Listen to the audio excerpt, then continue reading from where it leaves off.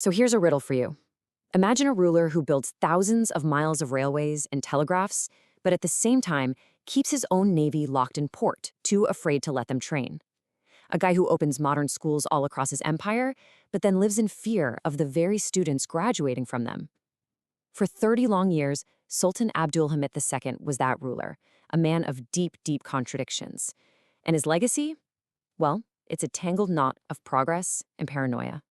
And that brings us right to the heart of the matter, this central question we're going to unpack today. How on earth can one person be seen as both a forward-thinking, modernizing visionary and a reactionary, bloodthirsty tyrant who crushed anyone who disagreed with him? You see, when you look at the history books, you get these two completely different pictures. On one side, he's the reformer. He's the guy who took the empire's great modernization project, the Tanzimat, and pushed it to its absolute peak. But then you flip the page, and he's the despot, this paranoid ruler who ruled through fear and slammed the brakes on progress. Now, here's the fascinating part. The historical record pretty much says both are true. And to really get a handle on Abdulhamid, you have to understand how these two seemingly opposite halves actually make up one single incredibly complex story. Okay, so let's start with the first side of that coin, Abdulhamid the reformer. What exactly did he do to earn that reputation? Let's look at the evidence.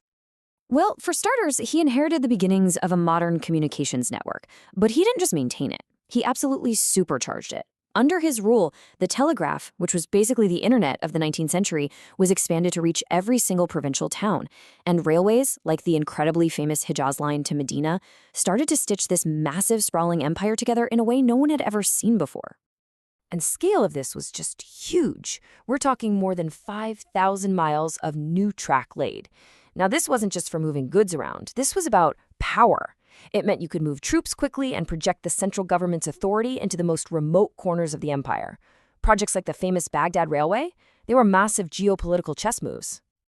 But it wasn't all just about steel and steam. Abdulhamid also pushed for a huge expansion in state education. Just look at the numbers. Student enrollment in state schools more than doubled in less than 30 years. This created a whole new class of people, literate, skilled bureaucrats and army officers. So you see what's happening here. The telegraphs, the railways, the schools, they weren't just random projects. They all served one overarching goal: to build a modern, centralized, and most importantly, controllable empire. But, and this is a big but, all of that control came with a very dark side. So now, let's flip the coin and look at the case for Abdulhamid the despot.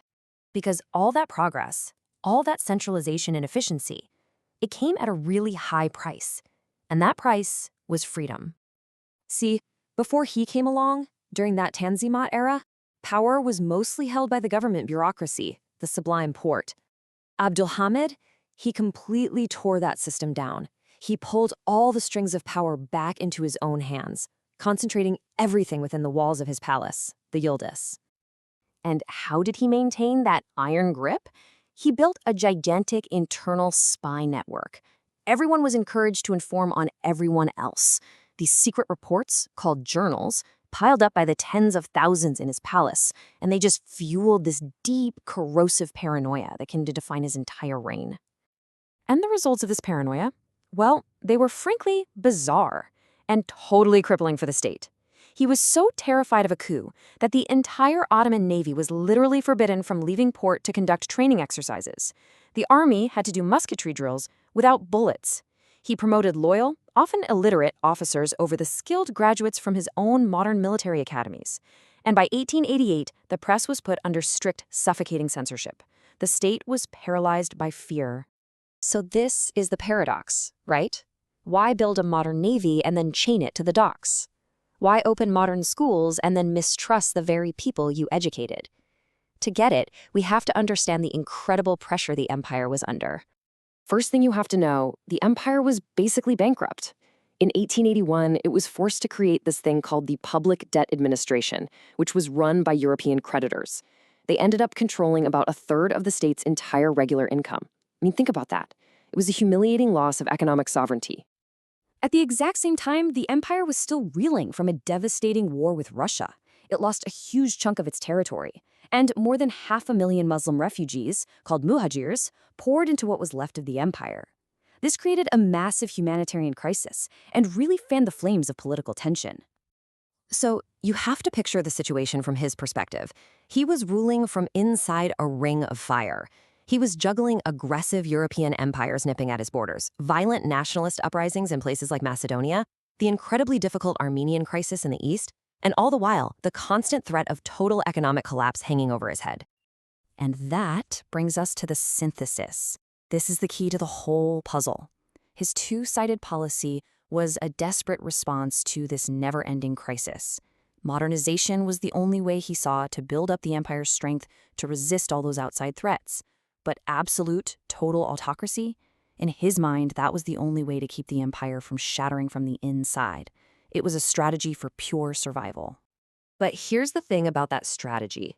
It contained the seeds of its own undoing. And that brings us to the final and maybe the greatest irony of his entire 30-year reign. You see, his biggest blind spot, his major weakness, was his total failure to win the loyalty of the very people he was educating. The new modern elite that he created in his schools didn't become his loyal servants. They became his most organized and dangerous opponents. In fact, you can literally trace the path of a revolutionary right through his own reforms. It's like a recipe. Step 1, a bright young student enrolls in one of Abdulhamit's new state colleges. Step 2, there, he secretly gets his hands on banned books about liberalism and constitutional government. Step 3, he joins a secret society, like the famous Committee of Union and Progress, the Young Turks. And finally, step 4, he uses the skills and the position the state gave him to plot a revolution against the Sultan. So, in the end, it's just the perfect irony. The modern state he had spent 3 decades meticulously building turned on him. His own educated officers used his new railways to move their troops. The rebellious bureaucrats used his telegraph system to coordinate the uprising.